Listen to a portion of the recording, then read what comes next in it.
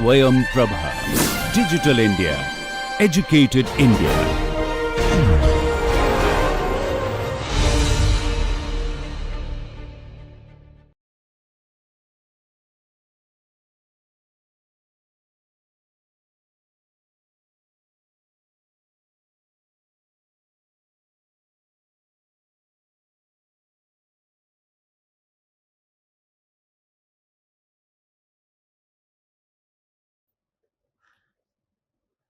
নমস্কার, আমি ডক্টর শুভ্রদীপ্ত সরকার। আজ টটের 5 নম্বর ইউনিট নিয়ে আলোচনা করব। এই ইউনিটটি হলো মানহানি বা ডেফেমেশন নিয়ে। তো প্রথমে একটুখানি আমরা বুঝে নিই যে এই যে মানহানির ধারণাটা কি, এর কি আইনি অবস্থান আছে। তো আমরা সবাই জানি যে প্রত্যেক মানুষের নিজের সুনাম যেটা, সেটা অক্ষুণ্ণ রাখতে চায় এবং আইনগত তার অক্ষুণ্ণ রাখার জন্য তার আইনগত অধিকার আছে। এই অধিকারে কেউ যদি অহেতু হস্তক্ষেপ করে তাহলে কিন্তু সুনাম ক্ষুণ্ণ হতে পারে এবং তার জন্য আইনগত ব্যবস্থাও নেওয়া যেতে পারে। এই অধিকার কিন্তু আমাদের সবারই আছে। কারো সুনাম নির্ভর করে সমাজ তার সম্পর্কে অন্যদের ধারণার উপর। আমি আমি আমার কি সুনাম আছে, আমি কতটা ভালো বা খারাপ, এটা সমাজের বাকি যে লোকেরা আছে তাদের ধারণার উপর এটা কিন্তু এটা নির্ভর করে। সুতরাং আমার যদি এই সুনামের প্রতি যদি কেউ কোনো রকম যদি হস্তক্ষেপ করে তাহলে কিন্তু আমার অধিকার আছে যে এই বিরুদ্ধে আমার আইনি প্রতিকার নেওয়ার। তো কোনো বক্তব্য বা প্রকাশনা যদি অন্যদের দৃষ্টিভঙ্গিকে প্রভাবিত করে এবং তা সংশ্লিষ্ট ব্যক্তির সুনাম ক্ষুণ্ণ হয়, তবে সেই প্রকাশনার বিরুদ্ধে মানহানি মামলা করা যেতে পারে এবং ক্ষতিপূরণও দাবি করা যেতে পারে। সেই জন্য এটা ভীষণই গুরুত্বপূর্ণ, কারণ এটা আমাদের প্রত্যেকের এই অধিকারটা আছে এবং আমরা প্রত্যেকে কিন্তু এই মানহানির মামলা করতে পারি এবং ক্ষতিপূরণ দাবি করতে পারি। এবার মানহানির কিছু সংজ্ঞা আমরা দেখে নিই যে কি সংজ্ঞা রয়েছে। যেমন স্যামন উনি বলেছেন যে আইনগত সমর্থন ছাড়া কারো বিরুদ্ধে মিথ্যা এবং মানহানিকর যদি উক্তি প্রকাশ হয় তাহলে কিন্তু মানহানি বলা হয়। উইনফিল্ড কি বলেছে যে কোনো উক্তির ফলে সমাজে বিবেক সম্পন্ন ব্যক্তির দৃষ্টিতে সংশ্লিষ্ট ব্যক্তির হেয় প্রতিপন্ন হলে অথবা সমাজে অনেকে তাকে এড়িয়ে চললে বা বর্জন করলে তাহলে কিন্তু সেটা মানহানি হতে পারে। তো একটা হচ্ছে যে সংশ্লিষ্ট ব্যক্তি যে হয় হেয় প্রতিপন্ন হলে, এবং তাকে যদি সবাই এড়িয়ে চলে বা বর্জন করে তাহলে কিন্তু সেটা মানহানি হিসাবে গণ্য করা হয়। তাই জন্য এখানে এই যদি সংজ্ঞাগুলো দেখা যায় তাহলে এই সংজ্ঞাগুলোতে দেখা যেতে পারে যে উক্তি হতে হবে, তারপর ব্যক্তি বিশেষের বিরুদ্ধে ওই উক্তি হতে হবে, উক্তিটির প্রকাশনা জরুরি, কারণ এই প্রকাশনা না থাকলে অন্য কেউ জানতে পারবে না, আর উক্তিটি মিথ্যা হতে হবে এবং যথার্থ বিবেচকদের দৃষ্টিতে এই উক্তি অপবাদজনক বা সুনাম ক্ষুণ্ণকর হয়ে থাকে। তো এইগুলো কিন্তু বৈশিষ্ট্য থাকতে হয় কোনো যদি আমরা মানহানির যদি কোনো রকমের মামলা করতে চাই। এবার আমরা একটুখানি ফৌজদারি দণ্ডবিধি দেখে নিই যে আমাদের যে বিএনএস ভারতীয় ন্যায় সংহিতা আছে এর কিন্তু 356 ধারায় এখানে বলা আছে, এই মানহানির কথা বলা আছে এবং এতে বলা আছে যে যে কেউ যদি কথায় সেটা যদি কথ্য বা পঠনযোগ্য হয় বা সংকেত বা দৃশ্যমান উপস্থাপনা, কোনো যদি কার্টুন হয়, কিছু হয়, কোনো আঁকা হয়, সেটার মাধ্যমেও কিন্তু কোনো যদি ব্যক্তি সম্পর্কে অপবাদ প্রদান বা প্রকাশ করে সেই ক্ষেত্রে ওই ব্যক্তির সুনাম ক্ষুণ্ণ হবে এবং তা জেনে বা যৌক্তিকভাবে যদি বিশ্বাস করার কারণ থাকা সত্ত্বেও এতে সুনাম ক্ষুণ্ণ হতে পারে। হয়তো হয়ে গেছে বা আমি জানি যে এটার জন্য কারো সুনাম ক্ষুণ্ণ হবে, তাহলে কিন্তু উক্ত ব্যক্তিকে মানহানি করেছে বলা হয়। এবার এইটা হলো আমাদের যে ফৌজদারি দণ্ডবিধি আছে সেই অনুযায়ী কিন্তু মানহানির এই সংজ্ঞাটি আছে। এবার যে ৩৫৬ ধারাতেই আবার কিছু ব্যতিক্রমও ওখানে আছে, যেমন সত্য বক্তব্য বা যা সার্বজনীন স্বার্থে প্রদান করা হয়েছে বা ন্যায্য সমালোচনা, এটা কিন্তু মানহানিকর হবে না। এটা হতে পারে যে কারো কারো সম্মান ক্ষুণ্ণ হতে পারে, কারো খারাপ লাগতে পারে, কিন্তু এটা যদি সত্য বক্তব্য হয় এবং যা জনস্বার্থে প্রদান করেছে বা ন্যায্য সমালোচনা যদি হয়, সেক্ষেত্রে কিন্তু এটা মানহানিকর হবে না। এবার মানহানির আমরা প্রকারভেদ দেখি। যে ব্রিটিশ যে কমন ল আছে, সেই ব্রিটিশ কমন লয়ে কিন্তু দু রকমের আছে, একটা হচ্ছে লাইবেল আর একটা স্ল্যান্ডার। এটা কি হয়, যে লাইবেল মানে যেটা লিখিত, যে স্থায়ীভাবে প্রকাশিত হয়, যেমন লেখন, ছবি, প্রকৃতি, এগুলো হচ্ছে সমস্ত একে লাইবেলের মধ্যে পড়ে। স্ল্যান্ডার কি হয়, এটা অস্থায়ীভাবে প্রকাশিত হয়, যেমন মৌখিক উক্তি, অঙ্গভঙ্গি, এগুলো। তো একটাকে আমরা বলি রিটেন, আরেকটা আমরা বলে নিই ওরাল টাইপ অফ ডেফেমেশন। এবার এটা একটুখানি দুটো একটু ভালো করে দেখে নেওয়া হোক যে এই দুটোর মধ্যে কি পার্থক্য রয়েছে। তাহলে একটা পার্থক্য আমরা দেখতে পাচ্ছি যে একটা মৌখিকভাবে হয়, একটা লিখিত। এটা অস্থায়ী, এটা স্থায়ী। এটা কানের মাধ্যমে আমরা শুনে থাকি, এটা আমরা দেখে থাকি। এখানে কি হচ্ছে, মৌখিক অপবাদ, অঙ্গভঙ্গি, কেউ সিটি মারছে, কেউ করছে, এগুলো হচ্ছে উদাহরণ। এখানে চিঠি, সংবাদপত্র, সমস্ত ব্যঙ্গচিত্র, ইন্টারনেট আজকের দিনে যেটা খুবই প্রচলিত সেটা আছে। এখানে কি হচ্ছে, এখানে এই স্ল্যান্ডার, এটা মূলত এটা দেওয়ানি মামলা করা যেতে পারে এবং এটা টর্ট মাত্র, এটা ক্ষতিপূরণ আমরা দাবি করতে পারি। কিন্তু যখন লাইবেল হয়, এখানে কিন্তু টর্ট প্লাস কিন্তু ফৌজদারি অপরাধ আছে। তো এই ক্ষেত্রে কিন্তু ক্ষতিপূরণও হতে পারে, আবার শাস্তিও হতে পারে এটার জন্য। তো এইখানে উদ্দেশ্য কি হচ্ছে, এখানে হচ্ছে ক্ষণিক উত্তেজনা সংঘটিত, সাধারণত বিদ্বেষ থাকে না, ম্যালিস যেটাকে আমরা বলি, যে হয়তো হঠাৎ করে কিছু বলে দিল কারো প্রতি, সেটা হতে পারে। কিন্তু এখানে কি হয়, যেহেতু আমরা লিখছি, আঁকছি, ইন্টারনেটে লিখছি, যেভাবেই হোক, কোনো ব্যঙ্গ চিত্র করছি, ব্যঙ্গ উক্তি করছি, এগুলো যেটা, সেই জন্য এখানে বিদ্বেষ থাকতে পারে। এটা বিদ্বেষ নাও থাকতে পারে, হঠাৎ করে বলে ফেলি, এটা কিন্তু বিদ্বেষ থাকবেই। এখানে ক্ষতির পরিমাণ, বাদীকে বিশেষ ক্ষতি প্রমাণ করতে হয়। আমাকে প্রমাণ করতে হবে যে এই যে উক্তিটি করা হয়েছে, এতে আমার সম্মানহানি হয়েছে। প্রকৃত ক্ষতি ছাড়াও এটা মামলা করা যায়, যে আমার বিরুদ্ধে এটা লিখেছে, সেটাও কিন্তু অনেক সময় যেটা লাইবেল যেটা আমরা বলি, সেখানে কিন্তু এটা হতে পারে। প্রচারকারীর দায়, উক্তি মানহানিকর প্রকৃতি সম্পর্কে সচেতন, আর প্রচারকারী উক্তির প্রকৃতি সম্পর্কে অজ্ঞ থাকতে পারেন। যে যখন আরেকবার করে এটা বলা হচ্ছে, তখন কিন্তু অনেক সময় এটা কিন্তু অজ্ঞ থাকতে পারেন, যে জানা নাই যে আগে এটা অলরেডি মানে কোথাও না কোথাও প্রকাশিত হয়ে আছে। এটা তুলনামূলক কম গুরুতর, এটা কিন্তু তুলনামূলকভাবে বেশি গুরুতর হয়ে থাকে। এবার আমরা মৌলিক উপাদানগুলো এগুলো একবার দেখে নিই। তো প্রথম মৌলিক উপাদান হলো একটা মানহানিকর উক্তি হতে পারে, মানে ডিফেমেটরি স্টেটমেন্ট, এটা হতে হবে। তো উক্তি এমন হবে যে বাদীর সুনাম ক্ষুণ্ণ করে বা ক্ষুণ্ণ করার প্রবৃত্তি করে। এই উক্তিটা কি করবে, যে বাদীর হয় তার সুনাম ক্ষুণ্ণ করে বা ক্ষুণ্ণ করতে প্রবৃত্ত করে। বাদীর নৈতিক চরিত্রে সরাসরি আঘাত না করলেও উক্তি মানহানিকর হতে পারে। যেমন আমি বললাম যে অমুক একজন লোক আছে যে একজন মহিলাকে ধর্ষণ করেছে, এটা কি হচ্ছে, যে চরিত্র স্খলনের ইঙ্গিত না থাকলেও এটা মানহানিকর হতে পারে। কেবল বিরক্তির সৃষ্টি করে এমন উক্তি মানহানিকর নয়। যেমন অমুক ব্যক্তি মারা গেছে, এটা বিরক্তিকর হলেও এটা মানহানিকর নয়।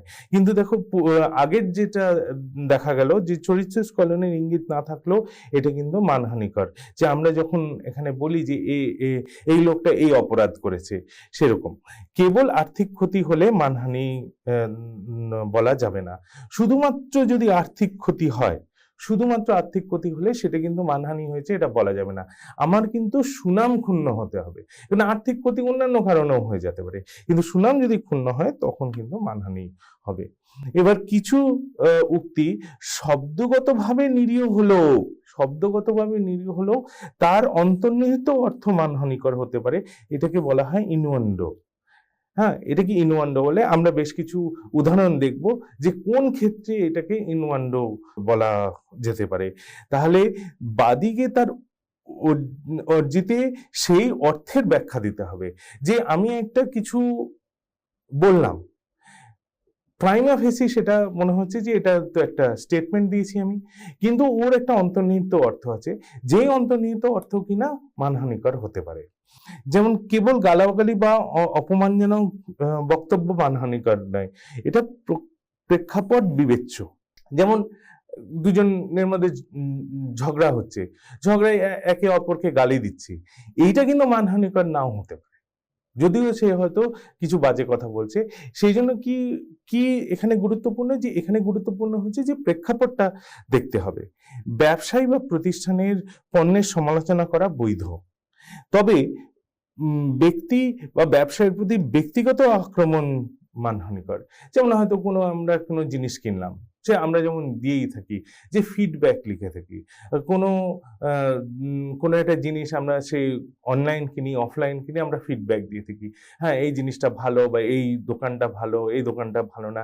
এটা কিন্তু আমরা যদি খারাপও লিখি যে এর একদমই এখান থেকে আমি খুশি নয়, এই জিনিসটা ভালো দেয়নি বা এই দোকানদার ভালো করে জিনিসগুলো দেখায়নি, এগুলো যে আমরা বলছি এটা কিন্তু আমরা পণ্য বা প্রতিষ্ঠানের সমালোচনা করছি, বা এদের সার্ভিস ভালো না এগুলো বলছি, এটা কিন্তু মানহানিকর হবে না। কিন্তু মানহানিকর তখন হবে যদি আমরা ব্যক্তিগত আক্রমণ করি। সেখানে একটা কেস দেখা যাক, এই ডিপি চৌধুরী ভার্সেস মঞ্জুলতা। এই কেসটা কি হয়, যে একটা সংবাদপত্রে একটা প্রতিবেদন প্রকাশিত হয় যে একজন কিশোরী, যে এখানে বিবাদিনী, যে সে কি করেছে, যে রাতে টিউশনের ক্লাসে অজুহাতে একটা ছেলের সাথে পালিয়ে গেছে। এটা কিন্তু সংবাদপত্রে প্রকাশিত হলো। তখন এই ক্ষেত্রে যে বিবাদিনী আছে সে কিন্তু এসে অভিযোগ করে যে এতে তার সম্মানহানি হয়েছে এবং ভবিষ্যতে যে বিয়ের সম্ভাবনা আছে সেটা ক্ষতিগ্রস্ত হয়েছে। তখন সংবাদপত্রে এতে কি দাবি করে, যে আমাদের কোনো অসৎ উদ্দেশ্য ছিল না, আমরা যা করেছি কেন করেছি, কারণ তারা পুলিশ কন্ট্রোল রুম থেকে কিছু তথ্য পেয়েছিল এবং স্থানীয় একজন ব্যক্তির মাধ্যমে তা কিন্তু যাচাই করেছিলেন। কিন্তু কি হয়, তারা আদালতে এটা প্রমাণ করতে ব্যর্থ হন। যেহেতু তারা আদালতে প্রমাণ করতে ব্যর্থ হয়, তাই আদালত বলে যে যথাযথ যাচাই ছাড়াই প্রতিবেদনটি প্রকাশিত হয়েছিল, এবং সেক্ষেত্রে বলেন যে এতে মানহানি হয় এবং আদালত 10,000 টাকা ক্ষতিপূরণ দেয়। তো এখানে কি হয়েছিল, এখানে কিন্তু তাদের মধ্যে কোনো কিন্তু বিদ্বেষ ছিল না, তারা কিন্তু এই যে এখানে যে বিবাদিনী আছে তাকে তার সম্মান ক্ষুণ্ণ করার জন্য কিন্তু এটা করেনি। কিন্তু যেটা এখানে অসুবিধার সৃষ্টি করেছিল, যে তারা ভালো করে এই প্রতিবেদনটা ছাপাবার আগে তারা ভালো করে জিজ্ঞাসাবাদ করেনি, লোকজনের কাছ থেকে ঠিক মতো করে সমস্ত কিছু তথ্য সংগ্রহ করেনি, কিন্তু প্রতিবেদনটা হঠাৎ করেই ছাপিয়ে দিয়েছিল। এটাই আদালত এটা বলে। এখানে SNM আবনি ভার্সেস প্রফুল্ল কুমার মহন্ত, এই কেসে কি হয়েছিল, একটা ইলাস্ট্রেটেড উইকলি বলে একটা খবর প্রকাশ করে, সেই খবরে বলা হয় যে প্রফুল্ল কুমার মহন্ত আসামের প্রাক্তন মুখ্যমন্ত্রী ছিলেন, তার বিরুদ্ধে একটা অভিযোগ আনা হয় কি মানুষ এবং অর্থের অপব্যবহার করার। তো এক্ষেত্রে কি হয়, এই প্রফুল্ল কুমার মহন্ত উনি বলেন এটা তার সম্মানে আঘাত করেছে এবং বলেন যে এটা মানহানিকর এবং অসত্য, এবং আদালতের কাছ থেকে 5 লক্ষ টাকা ক্ষতিপূরণ যখন যায় তখন আদালত তাকে 5 লক্ষ টাকা ক্ষতিপূরণ দেওয়ার নির্দেশ দেয়। আদালত এখানে কি বলে যে মানহানিকর মামলায় যে ক্ষতিপূরণের যে নির্ধারণ সময় কিছু জিনিসকে আমাদের গুরুত্ব দিতে হবে। কিভাবে? কারণ এখানে সম্মান খোয়া গেছে, এই সম্মান খোয়ার জন্য এখানে 5 লাখ টাকা ক্ষতিপূরণ দিচ্ছে। কারণ উনি একজন প্রাক্তন মুখ্যমন্ত্রী ছিলেন। আজকে প্রাক্তন মুখ্যমন্ত্রী না হয়ে যদি অন্য কেউ জনসাধারণের মধ্যে থেকে অন্য কেউ হতো, তাহলে হয়তো তাকে 5 লক্ষ টাকা ক্ষতিপূরণ দিত না আদালত।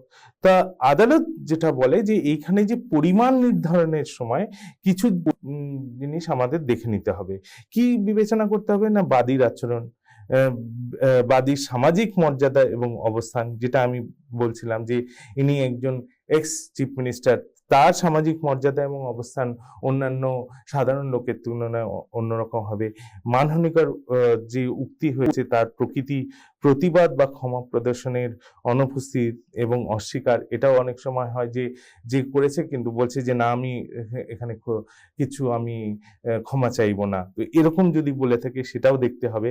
আর প্রকাশনের দিন থেকে ডিক্রি ঘোষণার দিন পর্যন্ত বিবাদীর সামগ্রিক আচরণ, যে সে যদি বলে যে না এটা ভুল হয়ে গেছে, তো অনেক সময় কি হয়, কোর্ট হয়তো বাদীকে বলে যে দেখুন সে ক্ষমা প্রার্থী, আপনি কি করবেন। তো এইটাও কিন্তু কোর্ট দেখে থাকে। এবার ইনওয়ান্ডোর যে আমি উদাহরণ দিচ্ছিলাম সেটার কয়েকটা দেখি।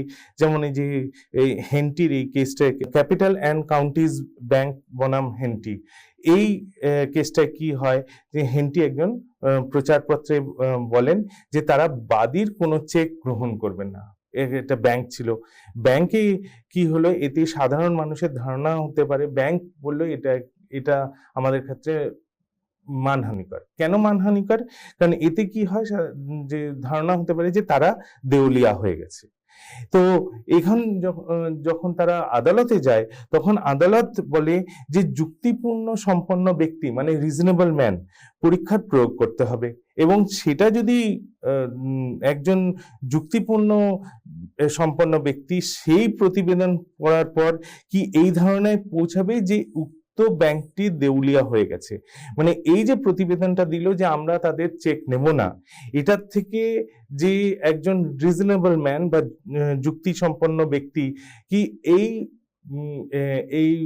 এইটা সে একটা ধারণা করতে পারে যে ব্যাংক দেউলিয়া হয়ে গেছে। এটা যদি হয় তবেই কিন্তু বলা যেতে পারে যে এটা একটা ইনওয়ান্ডো বা মানহানিকর।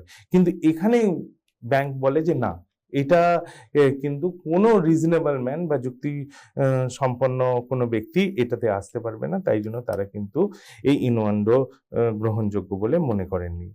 তেমনি আবার রাসেল বনাম নটকাট, এই যে কেসটা হয়, এই কেসটাতে কি হয় যে একটা বিজ্ঞাপনে বাদী শিল্পকে এখানে তৃতীয় স্থানে দেখানো হয়েছে। তা প্রথম স্থানে নয় কিন্তু তৃতীয় স্থানে দেখানোর মধ্যে ব্যঙ্গ এবং মানহানিকর বার্তা রয়েছে, এবং অনেকের মধ্যেই এমন ধারণা হবে যে বাদী প্রতিষ্ঠান তুলনামূলকভাবে নিম্নমানের, এটা তার মধ্যে হবে। তো আদালত বলে যে বিজ্ঞাপনের মাধ্যমে এরূপ ইঙ্গিত সৃষ্টির সম্ভাবনা থাকলে এবং তা থেকে লোকজনের মধ্যে বাদীর সুনামের ক্ষতি হওয়ার আশঙ্কা থাকে, তবে সেটা মানহানিকর হিসাবে বিবেচিত হতে পারে। এখানে একটু দুটো কেসেই দেখা গেল এরা কিন্তু ডাইরেক্টলি কিছু বলছে না, কিন্তু এইগুলোর মধ্যে তারা বলছে একটা অন্তর্নিহিত অর্থ আছে যেটা মানহানিকর হতে পারে। এটা কিন্তু যে বাদী আছে তাকে কিন্তু গিয়ে সেটা প্রমাণ করতে হবে যে এটা মানহানিকর আছে। তারপরে এই ক্যাসিডি বনাম ডেইলি মিরর, এইখানে কি হয় যে এই পত্রিকায় মিস্টার ক্যাসিডি এবং একজন মহিলার ছবি দেওয়া হয় এবং তারা বিয়ে করতে যাচ্ছে এটা বলা হয়, কিন্তু মিস্টার ক্যাসিডির বৈধ স্ত্রী সেখানে ছিল, উনি অলরেডি বিবাহিত ছিলেন এবং তিনি এখানে বাদিনী হয়ে মামলা করেন।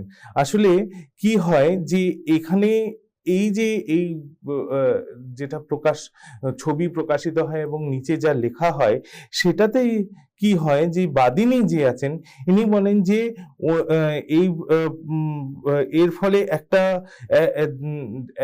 তাদের মধ্যে যে বৈবাহিক সম্পর্ক আছে সেটাকে অস্বীকার করেছে, এরকম একটা বার্তা বহন করছে যে তাদের বৈবাহিক সম্পর্কটাকে এখানে অস্বীকার করা হয়েছে। আর তাতে তার যে সম্মান আছে এটা ক্ষুণ্ণ হয়েছে। কারণ এতে সাধারণ মানুষ ভাবতে পারে যে তিনি অবৈধভাবে উক্ত ব্যক্তির সঙ্গে, মানে এই ক্যাসিডির সঙ্গে বসবাস করছেন, একে মানহানিকর বলে স্বীকৃতি দিয়ে বাদিনী পক্ষে রায় দেওয়া হয়। তো বলে যে হ্যাঁ, এটা ঠিক কথা, যে এতে মনে হবে যে ওনার যে বাদিনী আছেন উনি মিস্টার ক্যাসিডির বিবাহিত স্ত্রী নন। এবার টলির কেসটা কি হয়, এখানে একজন শৌখিন গল্ফ খেলোয়াড় ছিল এবং তার কি হয়, উনি ভালো গল্ফ খেলতেন, তো একটা চকলেটের বিজ্ঞাপনে তার খেলার সঙ্গে সুনাম করে চকলেটের বিজ্ঞাপনটা প্রকাশিত হয়, কারণ তার সঙ্গে খেলার সুনাম জড়িয়ে থাকে। এবার বিজ্ঞাপনটা কি হয় যে তার চকলেটের উৎকর্ষতার সঙ্গে তার যে ড্রাইভের উৎকর্ষতা আছে সেটার সঙ্গে এটা তুলনা করে ওই বিজ্ঞাপনটা দেওয়া হয়। কিন্তু বাদী এই বিজ্ঞাপন সম্বন্ধে অবগত ছিলেন না, তিনি কোনো সম্মতি দেননি। এতে কি হবে, তো বাদীর বক্তব্য যে এতে কি হলো যে সাধারণ মানুষের ধারণা হতে পারে যে তিনি অর্থের বিনিময়ে বিজ্ঞাপনে অংশ নিয়েছেন। আর এটা বলছি যে উনি শৌখিন গল্ফ প্লেয়ার ছিল, মানে পেশাদার প্লেয়ার ছিল না, অ্যামেচার গল্ফার ছিল। এর ক্ষেত্রে কি হয় কি, উনি যে ক্লাবের সদস্য ছিলেন সেটা শুধুমাত্র এইরকমই অ্যামেচার গল্ফারদের জন্য ছিল। তাহলে এতেও হয় যে উনি ওই ক্লাবের সদস্যপদও হারাতে পারেন, কারণ এখানে যদি এটা মানুষের মধ্যে ধারণা হয় যে তিনি পয়সার বিনিময়ে এই সমস্ত বিজ্ঞাপন করছেন। তো হাউস অফ লর্ডস বলেন যে উক্ত কার্টুনটা এটা মানহানিকর হিসেবে গণ্য হতে পারে, কারণ এইরকম একটা ধারণা কিন্তু লোকের মধ্যে তৈরি হতে পারে। এবার আসি যে দ্বিতীয় উপাদান কি, এটা বাদীর প্রতি আরোপিত রেফারেন্স টু দ্য প্লেন্টিফ, যে উক্তিটা হবে এই উক্তিটাকে বাদীকে উদ্দেশ্য করে করতে হবে, নাম না থাকলেও চলবে যদি বোঝা যায় এটা কার উদ্দেশ্যে হচ্ছে। তো এখানেও কিন্তু ওইটাই হবে যে যথার্থ বিবেচকগণ যদি বুঝতে পারেন যে এই উক্তিটা এই বাদীর প্রতি করা হচ্ছে, তাহলে কিন্তু সেক্ষেত্রে মানহানিকর হতে পারে। যেমন আমি বললাম না যে কারো সম্বন্ধে, কিন্তু আমি বললাম যে ভারতের ক্রিকেট দলের যে অধিনায়ক আছে সে এরকম করে, তো এখানে হয়তো নাম না বললেও এটা বোঝা যাচ্ছে যে ভারতীয় ক্রিকেট দলের অধিনায়ক কে এবং কার উদ্দেশ্যে এটা বলা হয়েছে। তো আংশিক উক্তি নয়, সম্পন্ন বক্তব্য বিচার করতে হবে। আর কারো নাম স্পষ্টভাবে না বললেও, যেটা আমি উদাহরণ দিলাম, সেইখানেও যদি বাদীর পরিচিতি বোঝা যায় সেটাও মানহানিকর হবে। আর কোনো শ্রেণীর বিরুদ্ধে উক্তি হলে শ্রেণীর আকার এবং প্রসঙ্গ অনুযায়ী এটা বিবেচিত হবে। বাদীকে অবশ্যই প্রমাণ করতে হবে, এই ক্ষেত্রে বাদীকে অবশ্যই প্রমাণ করতে হবে যে এটা মিথ্যা এবং মানহানিকর উক্তি তারই সম্পর্কে। আর মৃত ব্যক্তির ক্ষেত্রে কি হয় যে বিএনএস এর নাম যেটা বলেছিলাম 356 ধারায় এখানেও বলা আছে যে ওখানে কিন্তু এই জীবিত থাকলে তাকে কোনো যদি মৃত ব্যক্তির বিরুদ্ধে আমি যদি কোনো মন্তব্য করি, তাহলে এটা ধরে নিতে হবে যে উনি যদি জীবিত থাকতেন তাহলে এটা তার ক্ষেত্রে যদি মানহানিকর হতো, তখন এখন কি হবে যে মৃত ব্যক্তির পরিবারের অনুভূতিকে আঘাত করা হয়েছে এবং সেক্ষেত্রে কিন্তু ফৌজদারি অপরাধ হিসাবে শাস্তিযোগ্য, যদিও এটা টর্ট আইনে কিন্তু এটা প্রতিকারযোগ্য নয়। এক্ষেত্রে একটা কেসের কথা বলা যায়, যেমন টিবি রামাসুব্বা রাও আইয়ার, এই কেসটাই কি হয় যে এখানে একটা দৈনিক একটা দিনমালার বলে একটা দিনমালারে একটা প্রতিবেদন প্রকাশ করা হয়, যেখানে উল্লেখ করা হয় যে তিরুনেলভেলি জেলা, এটা তামিলনাড়ুর একটা জেলা, এখানে এক আগরবাতি রপ্তানিকারী যে উনি আগরবাতির আকারে আফিনের চোরাচালান করেছেন এবং গ্রেপ্তার হয়েছেন। এখন কি হয়েছে যে এই ক্ষেত্রে একই নামের ওই বিবাদীর নাম এবং এই অভিযুক্তের নাম একই, তো সেই ক্ষেত্রে উনিও ওইখানে শ্রীলঙ্কায় রপ্তানি করেছে, ফলে তার মনে হয় যে প্রতিবেদনটা তার উদ্দেশ্যে লেখা হয়েছে এবং এর জন্য তিনি 5,000 টাকা ক্ষতিপূরণ চান। কিন্তু বাদী দাবি করে যে প্রতিবেদনটা এখানে মানহানিকর হলো যখন বিবাদীরা কি বলেন যে তারা বলেন যে বাদীর অস্তিত্ব তারা জানতেনই না, যে এই নামে যে দুটো ব্যক্তি আছে তারা সেটা জানতেন না, এবং তারা কি করে বিবাদীরা পরবর্তীকালে সংবাদপত্রে একটা সংশোধনীয় প্রকাশ করেন। এখানে আদালত রায় দেয় কি না, এটা তার উদ্দেশ্যে ছিল না, এর মধ্যে কোনো বিদ্বেষমূলক ভাবে করা হয়নি, তাই ক্ষতিপূরণ দেওয়া যাবে না। আরেকটা হর্ষ মেন্দিরাত্তা বনাম মহারাজ সিং, এই ক্ষেত্রে কি হয় যে এইখানে যে বাদিনী আছেন ইনি হচ্ছেন অর্জুন নান মন্দিরাত্তার স্ত্রী, যিনি চাকরি থেকে মিথ্যা এবং ভিত্তিহীন অভিযোগে বরখাস্ত হন বলে স্ত্রী দাবি করেছেন, এবং এটা বলা হয় যে প্রথম যে বিবাদী তার নেতিবাচক মন্তব্যের কারণে তার কিন্তু পদোন্নতি থেকে বঞ্চিত হন এবং বাদিনী মানসিক যন্ত্রণা এবং আর্থিক ক্ষতির জন্য তিনি কিন্তু 10 লক্ষ টাকা ক্ষতিপূরণ দাবি করেন। এখানে কিন্তু একটা কথা মনে রাখতে হবে যে এই অর্জুন লাল মেন্দিরাত্তার কিন্তু সম্মানহানি হয়েছে বলে তার স্ত্রী এই মামলাটা করেন। এখানে এক্ষেত্রে প্রধান প্রশ্ন কি হয় কি বাদানির অধিকার আছে কিনা মামলা করার, কজ অফ অ্যাকশন আছে কিনা, আর মামলাটা গ্রহণযোগ্য হবে কিনা, তো এই দুটো মেন এখানে প্রশ্ন হয়ে দাঁড়ায়।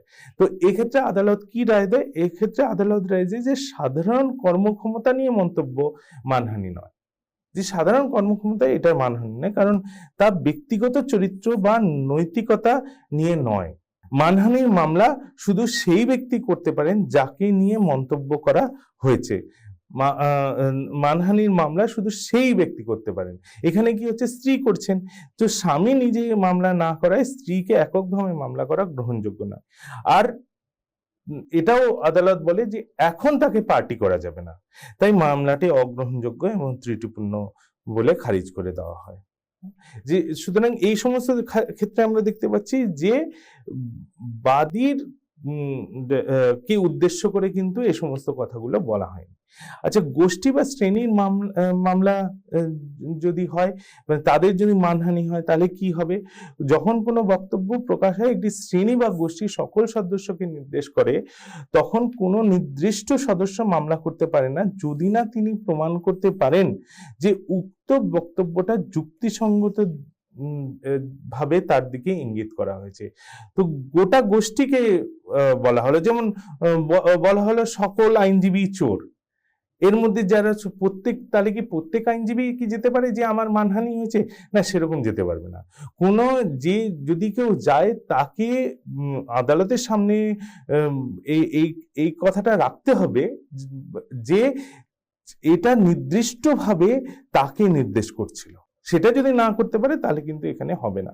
যেমন এই যে ধীরেন্দ্রনাথ সেনের এটা কেস আছে, সেই ক্ষেত্রে কি হয়, একটা সম্পাদকীয় মন্তব্য এক সম্প্রদায়ের ধর্মীয় নেতার মানহানি হয়েছে বলে অভিযোগ করা হয় কিছু লেখার জন্য। এখানে যখন এখানে কোর্টের কাছে যায়, তখন যেটা আর কি কোর্ট তাকে বলে যে মানহানির বক্তব্য শুধু একজন ব্যক্তি, মানে যেমন ধর্মীয় নেতাকে লক্ষ্য করে হয়েছে, তখন তার অনুসারী বা সম্প্রদায়ের অন্যান্য সদস্য স্বতন্ত্রভাবে ক্ষতিগ্রস্ত বলে ধরা যায় না। সে কিন্তু মামলা করতে পারে, কারণ এটা তার বিরুদ্ধে বলা হয়েছে। কিন্তু ওই সম্প্রদায়ের অন্যান্য লোক যেতে পারে কিনা, তারা কিন্তু মামলা করতে পারে না। খুব রিসেন্টলি আমরা দেখেছিলাম এই যে রাহুল গান্ধীর যে কেসটা হয়েছিল, এই রাহুল গান্ধী মন্তব্য করেছিলেন যে মোদী সম্প্রদায় নিয়ে, হ্যাঁ, এবং এখানে কি হয়, তার এগেনস্টে কিন্তু একটা মানহানির কিন্তু মামলা হয়, এবং মানহানির মামলা শুধুমাত্র এখানে টর্টে নয়, এটা কিন্তু একটা ফৌজদারি মামলা হয়। এক্ষেত্রে কি হয় যে যে গান্ধীর যে আইনজীবী ছিল, সে যুক্তি দেয় যে মোদী সম্প্রদায় একটা অশনাক্তযোগ্য, নন আইডেন্টিফাইবল একটা গোষ্ঠী। একে কিন্তু বলা যায় না কি একটা আইডেন্টিফাইয়েবল গোষ্ঠী। তো আদালত কিন্তু এটাতে, গুজরাট হাইকোর্ট যে আছে, গুজরাট হাইকোর্ট কিন্তু এক্ষেত্রে বলে যে এটা আইন এবং তথ্যের একটা মিশ্র প্রশ্ন, mixed question of law and facts. তো অভিযোগ দায়ের করা হয় যে এই যে মোদী পদাধিকারী এবং মোদী সম্প্রদায়ের লোকজন এর মানহানি হয়েছে, এবং এই যে পুনেশ মোদী যিনি এখানে বাদী ছিলেন, ইনিও মোদী পদাধিকারী এবং মোদী সম্প্রদায়ের সদস্য। আদালত বলে যে মোদী পদবীধারী এবং মোদী সম্প্রদায়ের সদস্যরা একটা স্পষ্ট শনাক্তযোগ্য গোষ্ঠী। তাই জন্য কি হয়, যেমন কি প্যাটেল, জৈন, এই পদবীরা তারা পদবী এবং সম্প্রদায়ে অংশগ্রহণ করেন। তো এক্ষেত্রে বলা হয় কি না, এটা তার ক্ষেত্রে এটা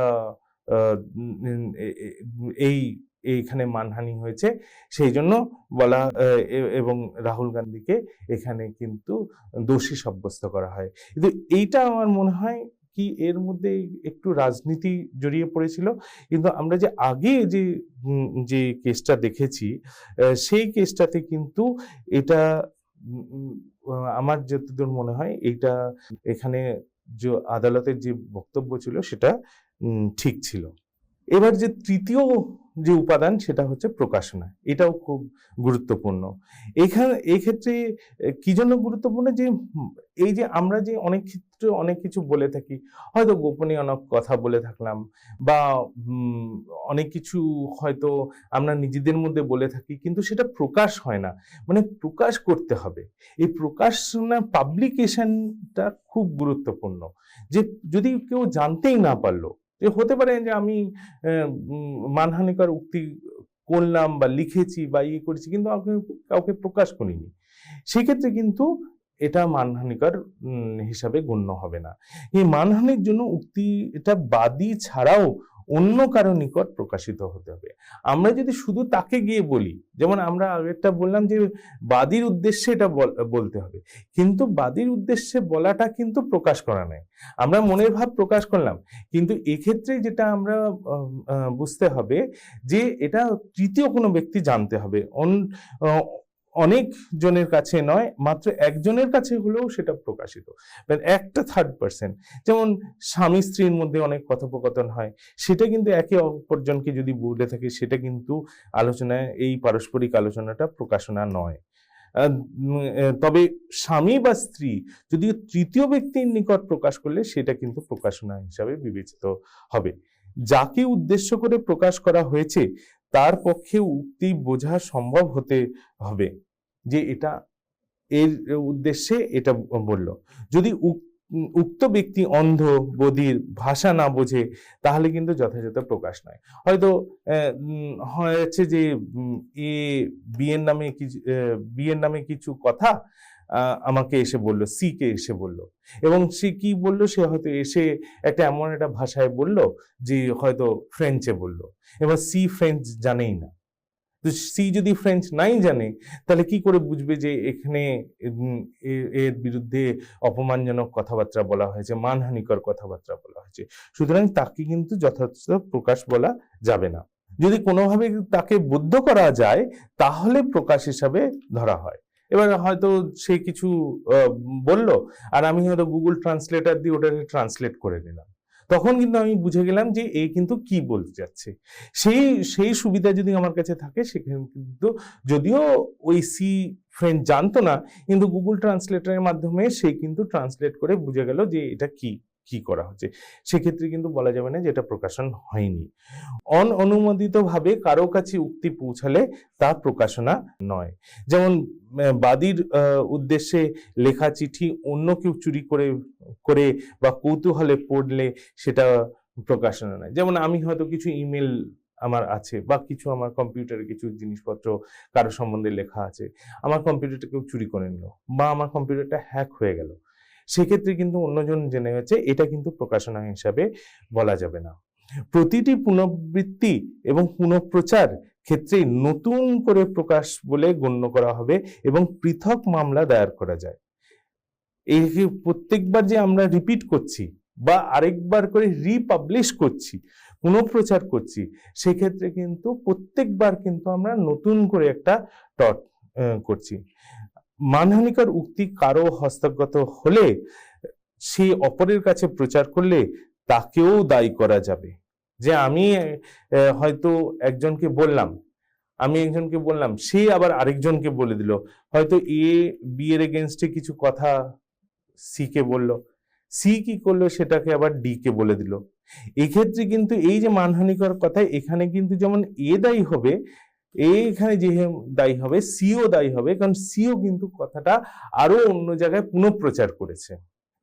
পত্রপত্রিকায় মানহানিকর উক্তি প্রকাশ হলে দায়ী হবেন মালিক, সম্পাদক, মুদ্রক, প্রকাশক। মানে কোনো যদি নিউজ পেপার হলো, ম্যাগাজিন হলো, এখানে যদি কোনো একটা মানহানিকর কিছু প্রকাশিত হয়, তাহলে এই সমস্ত লোকজন দায়ী হতে পারে। কিন্তু যারা শুধু যন্ত্রের মতো কাজ করে, যেমন পত্রিকার ফেরিওয়ালা যে ডিস্ট্রিবিউট করছে, যে ডিস্ট্রিবিউটারশিপ যার আছে, সে কিন্তু এখানে দায়ী হবে না। এখানে একটা কেস আমরা দেখে নিই, যেমন মহেন্দ্ররাম বনাম হরনন্দন প্রসাদ। এই মহেন্দ্ররাম ভার্সেস হরনন্দন প্রসাদ, এই কেসে কি হয়েছিল, কি এক ব্যক্তি যে বিবাদী, সে উর্দু ভাষায় একটা মানহানিকর চিঠি পাঠান অপর এক ব্যক্তিকে, মানে বাদীকে। এ বাদী উর্দু জানতেন না, ফলে কি হয়, তিনি একজন তৃতীয় ব্যক্তির সাহায্য নেন, এবং সেই তৃতীয় ব্যক্তিটা কি হয়, চিঠিটি পড়ে শোনান, যেটা মানে এই তৃতীয় ব্যক্তি এখানে কিন্তু গুগল ট্রান্সলেটরের কাজ করে ফেলে। বিবাদী জানতেন না যে বাদী উর্দু পড়তে জানে না, এবং তার চিঠির বিষয়বস্তু অন্য কেউ পড়ে শোনাবে, এইটা কিন্তু বাদীর জানা ছিল না। এই ক্ষেত্রে কি হয়, এই মানহানিকর মামলায় অনেক ক্ষেত্রে কিন্তু বিদেশ গুরুত্বপূর্ণ হয়ে যায়, অনেক ক্ষেত্রে বিদেশ গুরুত্বপূর্ণ নাও হতে পারে। এই সমস্ত ক্ষেত্রে, কারণ এটা কিন্তু বাদী কল্পনা করতে পারেনি, যেটা ফোর্সিয়েবল আমরা বলি, যে ফোর্সিয়েবল ছিল না, এটা আনফোর্সিয়েবল। এইখানে কিন্তু জানতো না যে, ও জানতো যে উর্দু পড়তে পারে, তাই জন্য একেই কিন্তু উদ্দেশ্যে বলা হয়েছিল। কিন্তু পরবর্তীকালে কি হলো, ও যেহেতু উর্দু পড়তে পারে না, অন্য কাউকে দিয়ে পড়ালো, যে অন্য কাউকে দিয়ে যখন পড়ালো, তখন সেই লোকটা জেনে গেল। এখানে বলে যে চিঠিটি কেবলমাত্র বাদীর উদ্দেশ্যেই লেখা হয়েছে, আর বিবাদীর ইচ্ছা ছিল না যে চিঠির অন্য কেউ জানে, সেই জন্য এখানে কিন্তু বিবাদী দায়মুক্ত হয়ে গেল। আরেকটা কেস বিমল কুমারের। এই কেসটায় কি হয়েছিল, যে বিবাদী একটা প্যাম্পলেট, সে কিন্তু বাদী সম্পর্কে কিছু অভিযোগ করেন এবং যা মানহানিকর বলে দাবি করা হয়। এই প্যাম্পলেটটা কিন্তু ছাপানো হয়, কিন্তু কেউ পড়েনি এবং বিষয়বস্তুও কেউ জানেনি। এটা কিন্তু ছাপানো হয়েছিল। এই প্যাম্পলেটে সেই বাদীর বিরুদ্ধে বেশ কিছু মন্তব্য করেছিলেন, যেটা মানহানিকর বলে দাবি করা হয়। এটা কিন্তু কেউ জানেনি। তো যেহেতু কেউ পড়েনি বা জানতে পারেনি, সেক্ষেত্রে এটা বলা হয় যে এটাকে প্রকাশ বা পাবলিকেশন বলা যাবে না। এখানে কি হয়, একে কেন বলা যাবে না, কারণ এটাতে শুধুমাত্র ছাপানো হয়েছে, এটা প্রকাশ করা হয়নি। আরো মুদালিয়ার কেস। এই কেসটাতে কি হয়, কি দুই ব্যক্তি একসঙ্গে বাদীর বিরুদ্ধে মানহানিকর বক্তব্য সম্বন্ধিত একটা চিঠি লেখেন এবং তার রেজিস্ট্রি ডাকে বাদীর কাছে পাঠিয়ে দেন। এবার আদালতে এটা আসে কি, এখানে কি যৌথ যে টটকারী ব্যক্তি, তারা কি পরস্পরের মধ্যে প্রকাশ করতে পারে না। এটা কিন্তু আদালত বলে যে এরা যদিও দুজন জানতে পারলো যে এখানে একটা চিঠি লেখা হয়েছে যেটা মানহানিকর, কিন্তু সেটা কিন্তু সে জানতে পারে না। তাই একজন টটকারী অন্যজনের টটকারির প্রতি লেখা প্রকাশ বলে ধরা যাবে না। আর এই যে যদি রেজিস্ট্রি করা সেই চিঠি তৃতীয় কোনো ব্যক্তির হাতে পড়ে এবং সে তা অন্যান্য লোকের সামনে পড়ে শোনায়, এবং যদি এই ধরনের ঘটনা পূর্ব অনুমানযোগ্য না হয়, তাহলে কিন্তু এটা প্রকাশ হয়েছে বলে বলা যাবে না।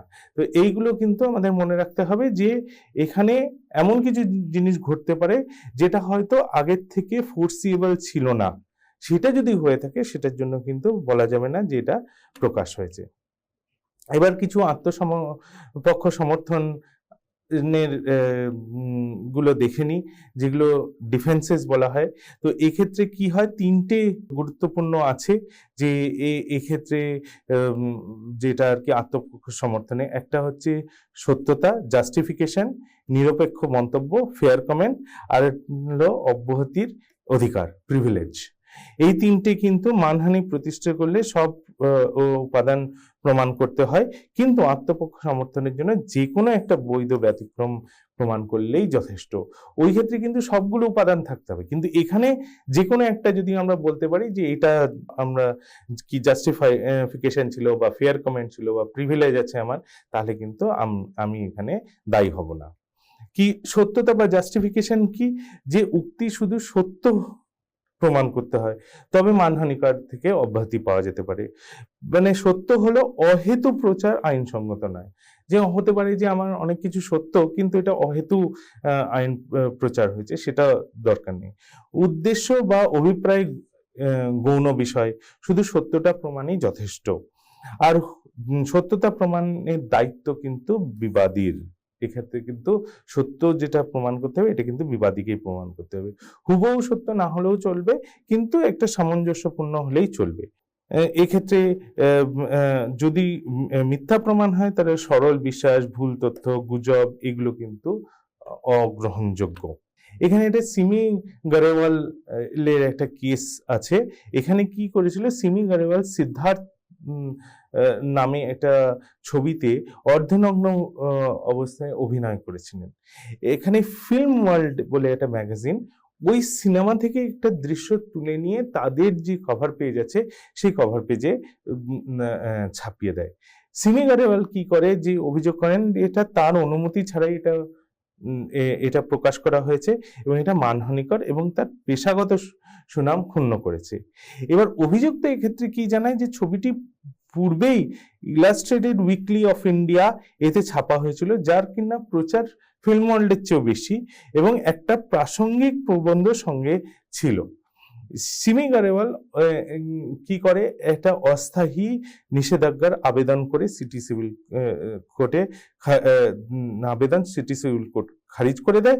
পরে তিনি আপিল করেন। এখানে তিনি একটা টেম্পোরারি ইনজাংশন চেয়েছিলেন। এক্ষেত্রে কোর্ট কি বলে, কোর্ট বলে এটা তো ছবিটা তো সিনেমারই দৃশ্য এবং প্রবন্ধটা প্রসঙ্গেই প্রকাশিত হয়েছে, এর মধ্যে কিন্তু কোনো ভুল ব্যাখ্যা বা মানহানিকর কোনো মন্তব্য হয়নি। আর এটা কোনো ইনওয়ান্ড নয়, কারণ এটা যেটা হয়েছে, যে ঘটনাটা ঘটেছে এইটা তো সত্য, এটা তো সত্য যে ওই সিদ্ধার্থ ওই ছবিটাও হয়েছিল এবং ওতে কিন্তু উনি এটা অভিনয় করেছেন। আর ওই যে ফটোটা আছে ওই ফটোটা ওখান থেকেই তোলা হয়েছে, কিন্তু তার ফলে কি হয়, আপিল খারিজ হয়ে যায় আর অভিযুক্তদের বিরুদ্ধে কোনো মানহানি করা হয় না। নিরপেক্ষ মন্তব্য কি বলে, যে নিরপেক্ষ মন্তব্য কি জনসাধারণের উপযুক্ত এবং সৎ মন্তব্য করলে তা মানহানি থেকে মুক্তি পাওয়া যায়। যে জনস্বার্থে উপযুক্ত এবং সৎ মন্তব্য করলে এটা কার্যকর করতে তিনটে শর্ত পূরণ করতে হবে। কি কি তিনটে শর্ত, যে মন্তব্য হতে হবে এবং তথ্য বর্ণনা নয়, মন্তব্যটি নিরপেক্ষ এবং সৎ হতে হবে, আর মন্তব্যটি জনস্বার্থের হতে হবে। এই তিনটে জিনিস থাকতে হবে। হ্যাঁ, আর যে সৎ হতে হবে এটা সঠিকভাবে প্রকাশিত হতে হবে, সৎ উদ্দেশ্য হতে হবে, আর ঘটনার ভিত্তিতে কারো আচরণ বা অভিপ্রায় নিয়ে মতামত হবে না। এইটা হলে তখন বলা যাবে যে এটা একটা নিরপেক্ষ মন্তব্য বা ফেয়ার কমেন্ট। যেমন একটা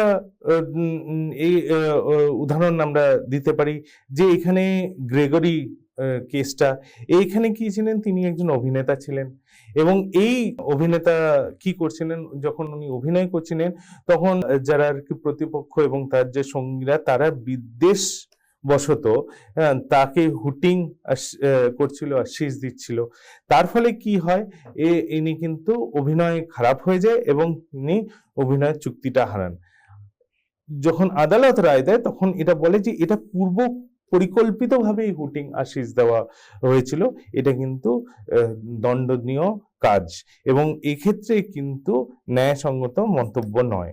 মানে এটা যদি প্রতিপক্ষের মন্তব্য বিদ্বেষ বা বিদ্বেষ পরায়ণতা থাকে এবং তা বিকৃত হয়, তবে তার ন্যায়সঙ্গত মন্তব্য হিসাবে গণ্য করা যায় না। এই কেসটাই আমরা কিন্তু এটা দেখলাম যে এখানে কিন্তু বিদ্বেষ ছিল, তাই কোর্ট কিন্তু এখানে বলল যে এটা পূর্ব পরিকল্পিতভাবে এই শীষ আর হুটিং দেওয়া হয়েছিল এবং সেক্ষেত্রে কিন্তু এটা মেনে নেওয়া হয় যে এখানে ন্যায়সঙ্গত মন্তব্য করা হয়নি। আমরা একটু দেখে নিই যে সততা আর নিরপেক্ষ মন্তব্যের কি পার্থক্য। এটা ঘটনা বিবৃত করা হয়, এটা মতামত প্রকাশ করা হয়। এক্ষেত্রে কি হচ্ছে, সত্যতা বিবাদীকে ঘটনার সত্যতা প্রমাণ করতে হয়। আর এখানে কি হয় যে ঘটনার পরে যেহেতু এটা হয়, তাই জন্য সত্যতা প্রমাণের কোনো প্রয়োজন নাই। এটা জনস্বার্থের গুরুত্বে, এটা জনস্বার্থ জড়িত কিনা যাচাইয়ের প্রয়োজন নাই, এটা জনস্বার্থ জড়িত থাকতে হবে এক্ষেত্রে, যে যখন নিরপেক্ষ মন্তব্য আমরা করব। আচ্ছা, এবার আমরা আসি হচ্ছে অব্যাহতির অধিকার বা প্রিভিলেজ। এটা কিছু ক্ষেত্রে মানহানিকর উক্তি করলে দায় হয় না, কারণ যে আইনে বিশেষ সুরক্ষা বা অধিকার থাকে, এই সুরক্ষাকেই বলা হয় প্রিভিলেজ। এর আবার দু রকমের প্রিভিলেজ আছে, একটাকে বলে চূড়ান্ত অব্যাহতি, আর এটা সীমিত অব্যাহতি। একটাকে বলে অ্যাবসলিউট প্রিভিলেজ আর কোয়ালিফাইড প্রিভিলেজ। অ্যাবসলিউট প্রিভিলেজের আমরা আগে দেখে নিই যে উক্তি সম্পূর্ণ মিথ্যা বা বিদ্বেষপূর্ণ হলেও যেসব ক্ষেত্রে কোনোভাবে দায়ী করা যায় না সেগুলো চূড়ান্ত অব্যাহতির অন্তর্গত। মানে আমি যদি মানহানিকর মন্তব্য করিও, আমার ভিতরে যদি বিদ্বেষ থেকেও থাকে, তবুও কিন্তু এখানে আমাকে দায়ী করা যাবে না, এটা সম্পূর্ণভাবে দায়মুক্ত হন। কি ক্ষেত্রে, যেমন বিচার কার্যে বিচারক, আইনজীবী, জুরি, সাক্ষী, এগুলো বক্তব্য। সংবাদপত্রের ক্ষেত্রে নিরপেক্ষ এবং যথাযথ প্রতিবেদন, সেটা যদি আমরা দিই, সেক্ষেত্রেও কিন্তু আমাদের অ্যাবসলিউট প্রিভিলেজ আছে। সংসদীয় আলোচনায় প্রদত্ত বক্তব্য, সংসদীয় কাজে যে সমস্ত কাগজপত্র আসে সেগুলোর ক্ষেত্রে, সরকারি কর্মচারীদের অভ্যন্তরীণ যোগাযোগ, রাষ্ট্রীয় দায়িত্ব পালনে এক্ষেত্রেও কিন্তু হয় না, বা স্বামী স্ত্রীর পারস্পরিক আলোচনা, এইগুলো ক্ষেত্রে কিন্তু আমাদের চূড়ান্ত অব্যাহতি পাওয়া যায়, মানে অ্যাবসলিউট প্রিভিলেজ যেটা আমরা বলি।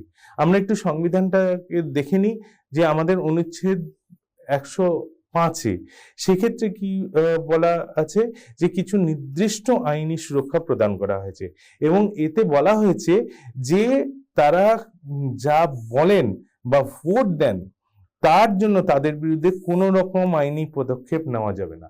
আর একজন যদি সাংসদ অন্যজন সাংসদে, যখন সংসদ চলছে তখন যদি সাংসদের মধ্যে ফ্লোরে দাঁড়িয়ে যদি বলে এই লোকটা চোর, এই লোক চুরি করেছে, এর চরিত্র খারাপ, এরকম কোনো রকমের যদি মন্তব্য করে থাকে, সেই মন্তব্যের জন্য কিন্তু চূড়ান্ত অব্যাহতি আছে। কারণ কোনো যা কিছু বলা যায় সেটার জন্য কিন্তু কোনো রকমের এই আদালতে যে কেস করতে পারবে না।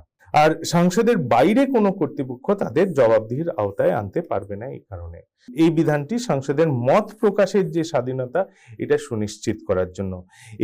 এটি ভয় বা হুমকি ছাড়াই সংসদীয় আলোচনায় অংশগ্রহণের সুযোগ প্রদান করে, সেই জন্য যাতে একদম ফ্রি মাইন্ডে, যেটাকে আমরা বলি একদম মুক্ত মাইন্ডে, যেটা তারা যাতে এখানে অংশগ্রহণ করার সুযোগ পায়, সেই জন্য তাকে বলা হয়।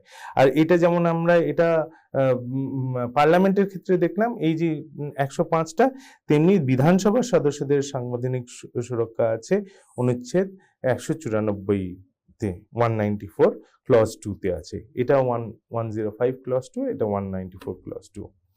সীমিত অব্যাহতি কোন ক্ষেত্রে আছে, যে কিছু ক্ষেত্রে অব্যাহতির অধিকার স্বার্থ সাপেক্ষ প্রযোজ্য হয়। মূল শর্ত কি, যে উক্তিটি বিদ্বেষমূলক হওয়া যাবে না। যদি বিদ্বেষ প্রসূত হয় তবে সীমিত অব্যাহতি প্রযোজ্য হবে না। তো এটা বিদ্বেষমূলক হওয়া যাবে না।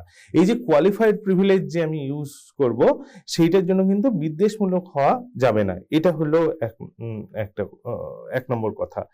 তা এক্ষেত্রে কি সীমিত অব্যাহতি কি ক্ষেত্রে হয়? কোয়ালিফাইড প্রিভিলেজ যে কর্তব্য পালনে, যেমন সামাজিক, নৈতিক, আইনগত কোন রকম তদন্ত চলাকালীন পুলিশের দেওয়া বক্তব্য যেটা বিদ্বেষহীন। এখন পুলিশ যদি জেনে বুঝে কারো বিরুদ্ধে যদি বিদ্বেষপূর্ণ মন্তব্য করে থাকে, তবে কিন্তু এই কোয়ালিফাইড প্রিভিলেজ যেটা আমরা বলছি সেটা কিন্তু হবে না। সেই জন্য এটা কিন্তু মানে যে যেমন যদি বিদ্বেষহীন হয়, আত্মরক্ষার উদ্দেশ্যে, যেমন নিজের অবস্থান পরিষ্কার করতে বিবাদীর বক্তব্য যা বাদীর সুনাম ক্ষুণ্ণ করতে পারে, যে আমাকে হয়তো বলতেই হবে, যে এখানে না বললে আমি বিপদে পড়ে যাব, সেক্ষেত্রে কিন্তু গিয়ে আমি কিন্তু এটা করতে পারি, আমার কোয়ালিফাইড প্রিভিলেজ থাকবে। কিন্তু হ্যাঁ, নিজেকে বাঁচাতে গিয়ে তার বিরুদ্ধে কিন্তু আমি আবার মানহানিকর মন্তব্য করতে পারবো না। জনসভা বা অনুষ্ঠান সম্পর্কে নিরপেক্ষ এবং যথাযথ প্রতিবেদন, আইনজীবী এবং মক্কেলের মধ্যে যে পেশাগত যে আলোচনা হয় সেটার মধ্যেও কিন্তু কোয়ালিফাইড প্রিভিলেজ থেকে থাকে। আচ্ছা, এবার একটা খুব গুরুত্বপূর্ণ হচ্ছে যে মানহানি এবং সংবাদ মাধ্যমের স্বাধীনতা, এটা ডেফেমেশন অ্যান্ড ফ্রিডম অফ প্রেস। আচ্ছা, আমাদেরকে একটু মনে রাখতে হবে যে আমাদের কিন্তু যে ফ্রিডম অফ প্রেস যেটা বলি আমরা, যে আমাদের অনুচ্ছেদ 19(1)(a যেটাতে আমাদের বাক স্বাধীনতা দেওয়া হয়েছে, সেটা কিন্তু সঙ্গে একটা আমরা বলি রিজনেবল রেস্ট্রিকশন, যেটা কিনা অনুচ্ছেদ 19 ক্লজ 2-তে দেওয়া হয়েছে। এটার জন্য কিন্তু আমাদের একটুখানি কিন্তু একটু সামঞ্জস্য বজায় রাখতে হয়। তো সামঞ্জস্য বজায়, এটা কিন্তু আবার ইউএসএ অন্যরকম। ওখানে যেমন একদম যে প্রথম অ্যামেন্ডমেন্ট আছে, সেই প্রথম অ্যামেন্ডমেন্টটাকে ফার্স্ট অ্যামেন্ডমেন্ট রাইটস যেটা বলে ওই ইউএসএ তে, সেক্ষেত্রে কিন্তু কোনো রকম এরকম বাধা নেই কি, ওখানে বলে দেওয়া আছে যে এখানে যে একদম অ্যাবসলিউট রাইট যেটাকে আমরা বলি, এরকম কিন্তু কোনো ব্যালেন্সিং কিন্তু ওখানে ইউএসএ তে নাই। কিন্তু আমাদের ক্ষেত্রে দেখা যাক যে কিরকম আছে, এবং এটা খুব গুরুত্বপূর্ণ একটা কেস। এই কেসের মাধ্যমে কিভাবে কোর্ট এই দুজনের মধ্যে এই কতটা বাকস্বাধীনতা আছে আর কতটা ডেফেমেশন এইটা করতে পারে, এই যে সামঞ্জস্য বজায় রাখতে পারে, এই কেসের মাধ্যমে বলা যায়। কারণ এই যে 19 ক্লজ 2 যেখানে কিছু রিজনেবল রেস্ট্রিকশন আছে, ওখানে কিন্তু ডিফেমেশন একটা গ্রাউন্ড। তো নকিরন এটা পত্রিকায়, এটা কি হয়, এই পত্রিকায় জয়ললিতা আর শশীকলার ব্যক্তিগত জীবন নিয়ে একাধিক প্রতিবেদন করে।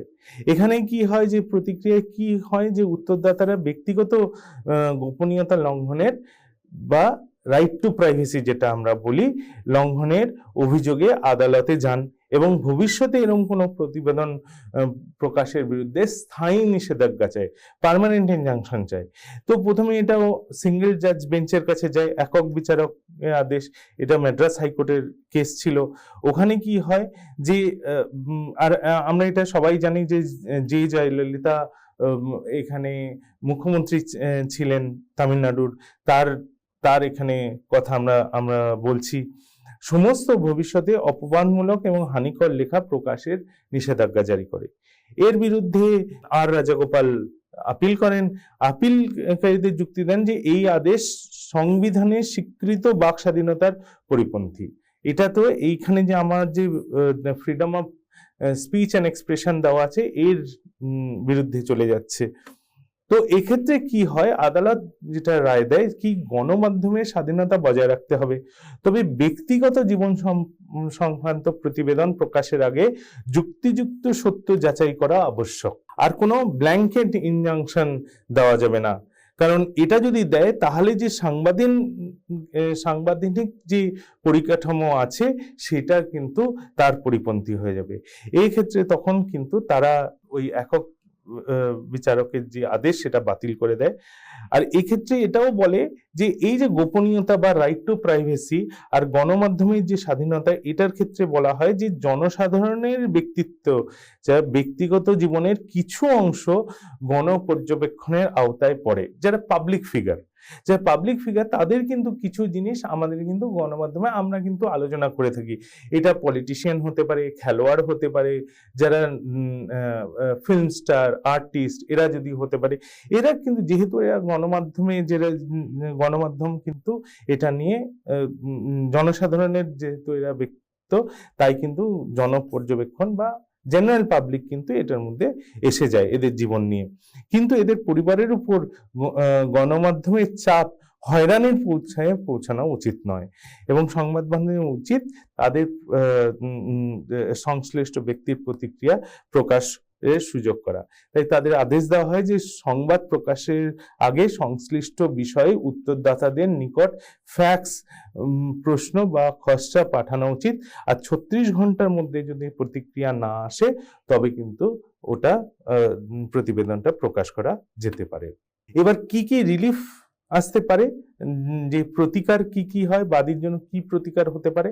একটা হচ্ছে আর্থিক ক্ষতিপূরণ। এখানে কিন্তু দু রকমের ক্ষতিপূরণ হতে পারে, একটা সাধারণ ক্ষতিপূরণ আর একটা হচ্ছে বিশেষ ক্ষতিপূরণ। এই যে সম্মানহানির জন্য যে সাধারণ ক্ষতিপূরণ বা যেটাকে আমরা জেনারেল ড্যামেজ বলি, সেটা কিন্তু কিসের, ওই যে আমরা প্রফুল্ল মহন্তর কেসটা আমরা দেখেছিলাম, ওইখানে কিন্তু অনেক কিছু কিন্তু আদালত ওখানে বলে দিয়েছিল যে এইগুলো জিনিসের উপর কিন্তু যে কতটা ক্ষতিপূরণ দেওয়া হবে সেটা কিন্তু নির্ভর করবে। কারণ এটার জন্য কোনো এরকম কোনো একটা অঙ্ক, নির্দিষ্ট কোনো অঙ্ক দেওয়া নেই। আর বিশেষ ক্ষতিপূরণ কি হয়েছে, যে যখন যে চাকরি হারিয়ে গেল বা কাজে যেতে পারলাম না, বা এটার জন্য আমি কোনো একটা চুক্তিতে আবদ্ধ ছিলাম, সেই চুক্তিটা নষ্ট হয়ে গেল, সেই ক্ষেত্রে কিন্তু আমরা একটা আর্থিক ক্ষতিপূরণ আছে। আর দৃষ্টান্তমূলক বা দমনমূলক ক্ষতিপূরণ, যেটা কিন্তু বিদ্বেষপূর্ণ মানসিকতায় যদি হয়, তাহলে কিন্তু আদালত এরকম দিতে পারে একটা দৃষ্টান্তমূলক ক্ষতিপূরণ, যাতে এরকম ভাবে ভবিষ্যতে তারা আবার করে প্রকাশ করতে না পারে। নিষেধাজ্ঞা, ইনজাংশন, এটা তো আমরা স্থায়ী অস্থায়ী দু রকমের যাওয়া যেতে পারে। ক্ষমা প্রার্থনা বা প্রত্যাহার, যে অনেক সময় ক্ষমা প্রার্থনা করে নিল, তখন বাদী বললো যে ঠিক আছে, ক্ষমা চেয়ে নিল। অনেক সময় বলে পাবলিক অ্যাপোলজি, যে অনেক সময় হয়তো বলে যে জনসাধারণের মধ্যে গিয়ে ক্ষমা চাইতে হবে।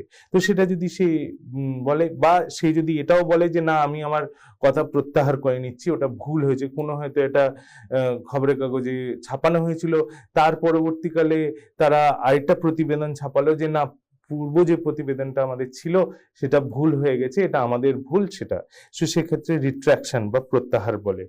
ঘোষণা, আদালতের আনুষ্ঠানিক ঘোষণা বা বিবৃতিতে যে এই বিবৃতিটা মিথ্যা এবং মানহানিকর ছিল, এই জিনিসগুলো আমরা দেখলাম যে এই সমস্ত জিনিসগুলো আমরা প্রতিকার পেতে পারি।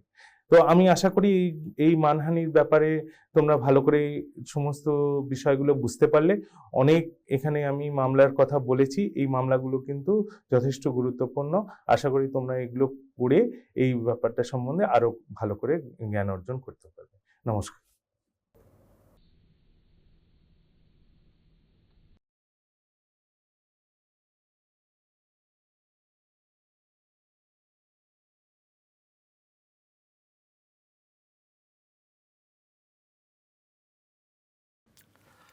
Hello and welcome to this piece of literary snippet. Perhaps the most popular literary genre after novel is the short story. Sharp, compact narratives whose charm lies not only in what is said but also in what remains unsaid. Today I'll be reading one of the shortest instances of a short story that I have ever encountered, and indeed the very charm of this particular story that I'm going to read out today lies in the way it abruptly ends. It is an ancient tale from Mesopotamia which has been retold by several authors, among whom the name of Somerset Maugham stands out. The adaptation that I'll be reading out is perhaps the closest to the one that Maugham wrote. The story is titled in all of its adaptations almost as Appointment in Samara. Here is the story. A merchant in Baghdad once sent one of his servants to the market. The servant was supposed to buy provisions for the merchant, but when he returned, he came back empty-handed.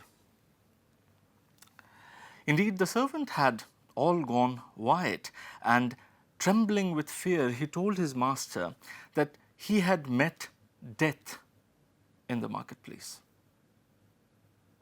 When I entered the market, the servant said to his master, I was jostled by a woman, and when I turned to look at her, I saw that she was Death.